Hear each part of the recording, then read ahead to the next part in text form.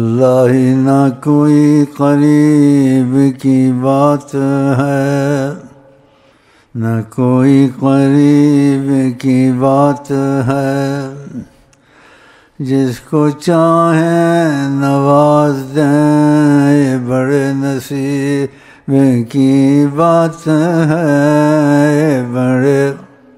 وقت تھوڑا ہے، میں چاہتا ہوں بیچ میں کچھ چھوٹی چھوٹی تنبیہات کر دوں۔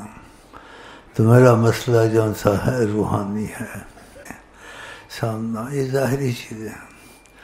اگر روحانی رابطہ تمہارا میں سے ہو جائے، اور اگر میرا روحانی رابطہ ادھر ہے، اللہ ادھر ہے، اگر ادھر ہے، اس روحانی رابطے سے تمہارا میرے ساتھ ادھر کا مسئلہ فضا بنتی ہے کہ تقاضا کرم سے تمہارے ان کے درمیان میں رحمت، کبھی زیارت، کبھی گفتگو ہو سکتی ہے۔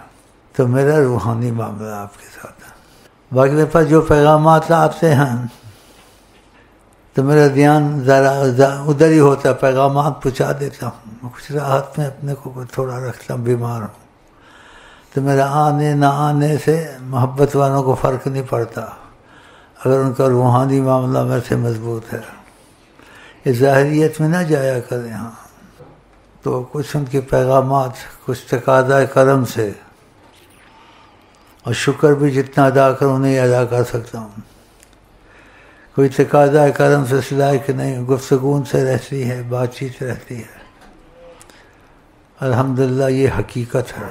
اللہ یہ باتیں کسی کے پاس نہیں آج کل ساری کائنات میں، یہ نعمت کا شکر کوئی کسی کے مقابلے میں نہیں کہتا، ان کے پاس یہ چیزیں نہیں۔ وہ کہتے ہیں حدیث میں آیا، قرآن میں آیا، یہ نہیں تم کو کہہ سکتے کوئی بھی ساری کائنات میں، ابھی انہوں نے ایسے کہا ہے، ابھی ایسے کہہ رہے تھے۔ بہرحال میں سب کے لیے حرص رکھتا ہوں، اس لیے کہ آقا جی کہتے ہیں کہ انسان ایمان والا نہیں ہو سکتا جو اپنے لیے پسند کرے دوسرے کے لیے بھی پسند کرے، جو اپنے لیے پسند کرے اپنے بھائی کے لیے۔ تو میں اپنے لیے کہنے کی ضرورت نہیں، کتنے سال ہو گئے چلتے اور دیکھتے، اندازہ لگا لیے گا، تو میں نے اپنے لیے انہی کو پسند کیا، اور آپ لوگوں کے لیے بھی اللہ کو گواہ کرتا ہوں اور قسم کھاتا ہوں اللہ قسم، آپ کے لیے بھی انہی کو پسند کیا۔ تو آپ کو کیا چاہیے اگر آپ ان کے حق میں اچھے ہو جائیں اور ہر چیز میں ان کو آگے رکھیں۔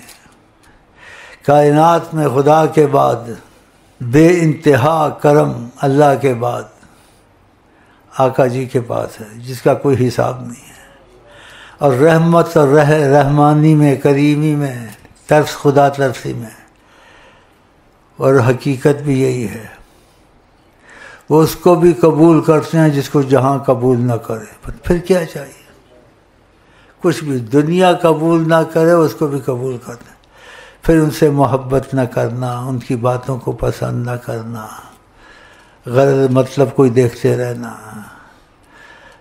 تم ان سے محبت کا مسئلہ سچائی کا کر لو، وسیلہ شیخ کو بنا لو، سب کچھ تمہارے پاس آ جائے گا، سوچنے کی ضرورت ہی نہیں ہے، ہیں وہ مقبول ہے جناب کبریا۔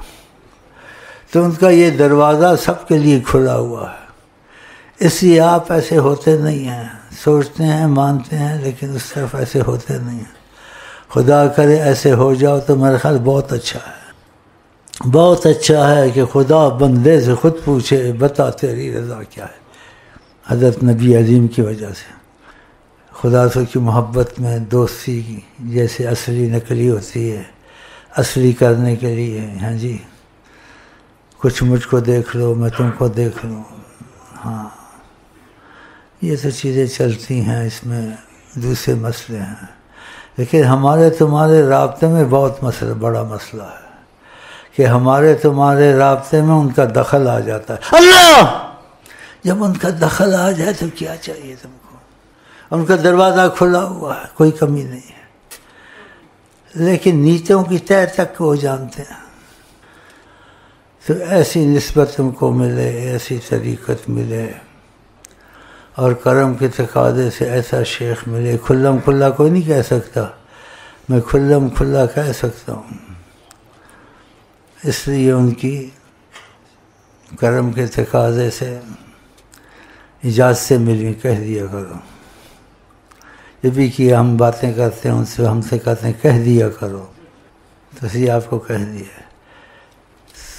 تو آپ نے دنیا میں کبھی ہزاروں صدیوں میں بھی ایسا موقع نہیں آتا، تو ایسا موقع تمہارے ہاتھ میں آیا ہوا ہے، شیخ امین تم کو ملا ہوا ہے اور قدر نہیں کرتے ہو، تو تم کو ایسا وسیلہ ملا ہوا ہے اور تم لاپرواہیاں کرتے ہو۔